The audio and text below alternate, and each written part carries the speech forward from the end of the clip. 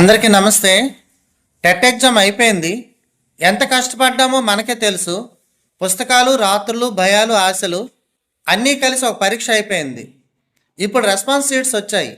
కొంతమంది సంతోషంగా చూస్తున్నారు, కొంతమంది మౌనంగా ఫోన్ స్క్రీన్ వైపు చూస్తున్నారు, కొంతమందికి ఇంతేనా అనే భావన, మరికొంతమందికి ఇంకా ప్రయత్నం చేయాలా అనే సందేహం.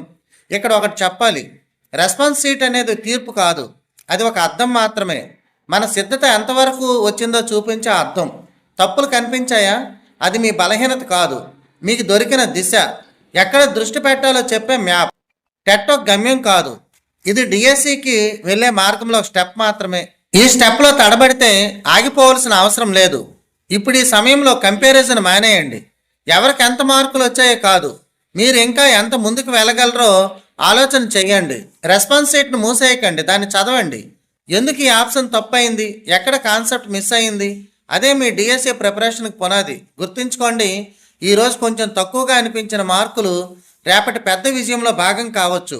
ఓపిక పెట్టండి, మీ మీద నమ్మకం పెట్టండి. ఇది ముగింపు కాదు, ఇది మొదలు. టెట్ అయిపోయింది, కానీ మీ కళ ఇంకా బతికే ఉంది. డిఎస్సి ఇంకా ముందుంది, ముందుకు నడవండి. మీ టైం తప్పకుండా వస్తుంది. All the best. Thank you.